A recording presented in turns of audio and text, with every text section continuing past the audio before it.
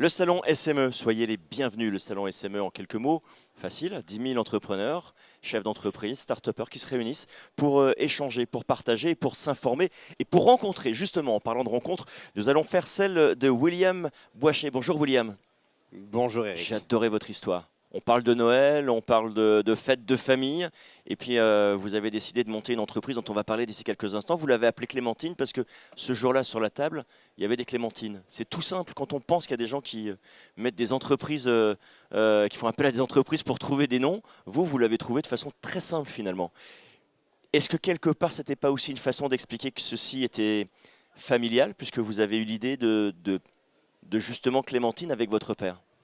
Exactement. Nous, c'est une histoire familiale et c'est aussi pour ça qu'on est, je pense, arrivé jusque-là. Je vais vous raconter un peu notre histoire, mais il se trouve que tout a commencé en famille et ça a grandi en famille et le succès est arrivé en famille. C'est une aventure entrepreneuriale, familiale, comme un petit peu à l'ancienne. Aujourd'hui, les startups, c'est moins ça, mais nous, on a quasiment ressuscité cet esprit entrepreneurial familial. Vous avez été une start-up familiale. Alors, l'idée de Clémentine, elle est très efficace et très intéressante pour nos amis qui regardent et qui créent leur entreprise. Vous étiez plutôt un entrepreneur. Vous êtes d'ailleurs un serial entrepreneur. On va en parler également lors de cet entretien. Votre papa, lui, est expert comptable.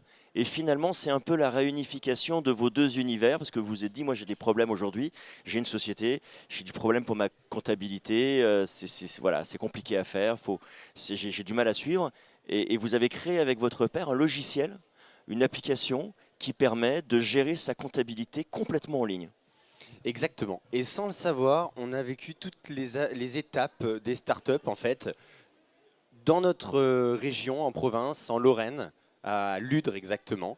Et on a traversé toutes les étapes que les startups aujourd'hui vivent et que je ne connaissais pas, cet univers-là.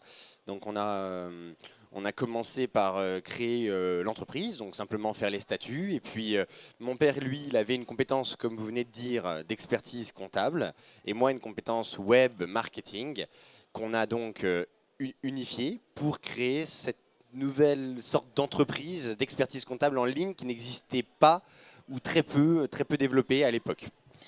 Alors, et vous avez effectivement vraiment connu tout ce qu'un entrepreneur peut connaître, puisque l'histoire commence bien. Il y a une fois Noël passé, l'entreprise crée le premier client. Et là, le désert, pendant 6 mois. Ouais, c'est ça. Qu'est-ce qui s'est passé dans votre tête? Est-ce qu'à un moment donné, vous vous êtes dit, non, mais j'arrête.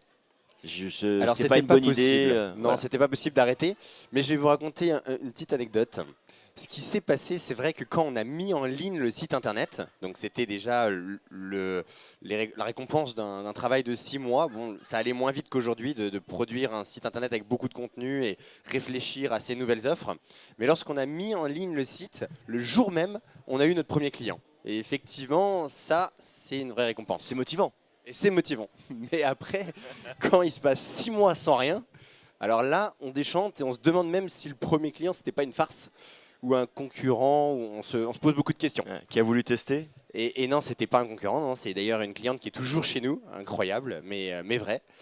Et non, non, on a beaucoup trimé derrière, mais c'était impossible d'arrêter. Donc pour répondre à ta question, on ne pouvait pas arrêter. J'avais dit à mon père de mettre toutes ses économies dans le projet. J'avais mis toutes les miennes. J'avais vendu ma voiture pour continuer. Donc, c'était impossible d'arrêter. Mais qu'est-ce qui se passe dans sa tête? Parce que c'est le ressort à un moment donné. Lorsqu'on a mis toutes ces économies, que le deuxième, le troisième, le quatrième mois arrive, qu'on n'avance pas, et à aucun moment le doute.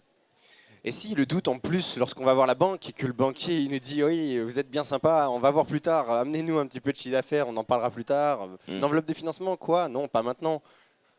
Alors du coup, on a révisé notre site internet, on a révisé notre offre, on a recruté. Et c'est d'ailleurs ce que je te disais tout à l'heure. Le recrutement a été une pierre centrale de la réussite de Clémentine. Et on a fait venir des personnes de compétences qui nous ont permis de continuer en fait l'aventure avec plein de négociations. Je parle au niveau des fournisseurs, au niveau des salaires, au niveau des coûts des loyers, du loyer qu'on avait. Beaucoup de choses qui nous ont permis de continuer l'aventure. Et il y a eu le déclic. Le déclic est arrivé Qui s'est fait comment? Alors, le déclic est arrivé grâce à l'unification de toutes ces C'est une compilation de petites compétences mises les unes derrière les autres qui ont fait qu'à un moment De ces donné... petits efforts Ouais. qui tous cumulés l'un après l'autre exactement ont permis de construire quelque chose et qui s'est ressenti finalement sur le web. Donc les clients ont vu que derrière il y avait un vrai service. L'équipe, j'avais 3-4 personnes qui nous entouraient, mon père et moi, ont vu qu'on était très motivés, qu'on lâcherait pas le bébé en route. Et elles ont accroché, donc on s'est battu. Et chaque prospect, on ne l'a pas laissé passer. On s'est battu pour avoir chaque prospect, Donc- chaque client. Il y avait un taux de conversion d'ailleurs à l'époque très élevé.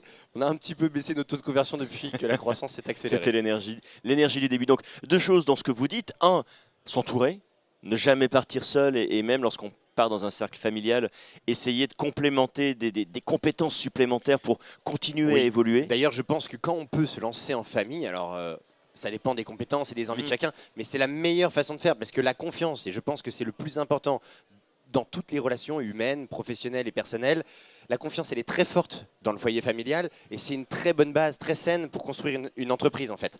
Mais c'est vrai que derrière, ensuite, il faut bien s'entourer à la fois de compétences et de personnes motivées. Et c'est là que devient finalement, arrive la deuxième problématique, c'est le bon recrutement. Et surtout, lorsqu'on a motivé son équipe, on a fait le plus gros du boulot, non? Alors la motivation, c'est aussi quelque chose. Ça, c'est sûr. Je ne sais pas si c'est plus du leadership, du management. Bon, c'est sûr, ça s'apprend. Et le charisme peut aussi se cultiver, je pense. Mais il est évident qu'on ne peut pas mener une entreprise avec des salariés sans avoir un peu de charisme et emmener son équipe dans un projet motivant. Nous, lorsqu'on leur a parlé, les premiers salariés, lorsqu'on a commencé Clémentine, ils ne savaient pas ce que c'était la comptabilité en ligne, l'expertise comptable en ligne, avec les logiciels automatisés comme aujourd'hui ils le sont sur le marché. Ça ne parlait à personne, aucun candidat n'était emballé par ce projet. Donc il a vraiment fallu motiver sur d'autres aspects. Et on a parlé plutôt de l'évolution de l'histoire de la profession. Donc au-delà du projet en lui-même, on a expliqué que le web, dans la société, ça allait également traverser notre profession d'expertise comptable, de la comptabilité. Évidemment. Et c'est à ce moment-là que l'équipe, elle peut se motiver sur le projet. Nous, on a été obligés de passer par quelque chose qui nous dépassait au-delà de l'entreprise. Alors, votre marché, il est énorme parce que l'entreprise aujourd'hui en Europe, c'est 20 millions d'entreprises. C'est en France 2 millions. C'est surtout 250 000 nouvelles créations chaque année, ce qui est un peu votre cœur de cible, celle qui se crée. Comment vous arrivez à abonder auprès de ces entreprises-là? Comment Clémentine aujourd'hui arrive à communiquer, à aller vers ces entreprises-là? Oui, la France, le premier marché d'ailleurs européen en termes de nombre d'entreprises. Les créations d'entreprises, c'est beaucoup plus. C'est des chiffres un petit peu plus récents que je vous donne. 600 000 créations d'entreprises l'année dernière, en 2017. Ah, mes chiffres datent carrément, alors effectivement. Ah oui, Ouais, oui, ouais. le chiffre, ils ont 2-3 ans, mais il y a eu Ouais. une énorme augmentation des créations d'entreprises. Donc c'est fabuleux pour nous et on en profite énormément. D'accord. Est-ce qu'aujourd'hui, vous imagineriez faire autre chose?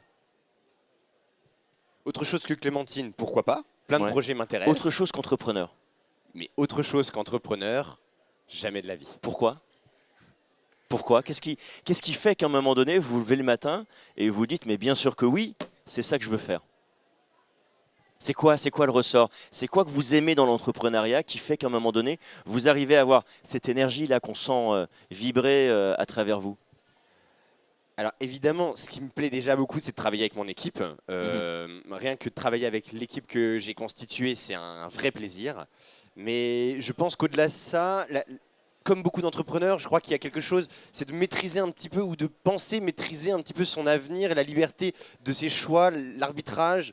Ça me plaît énormément de construire tous les matins, de se dire, bon, bah, est-ce qu'on mettra une double fenêtre, un chien assis ou un œil de bœuf? Et on réfléchit à ça uniquement dans le but du client.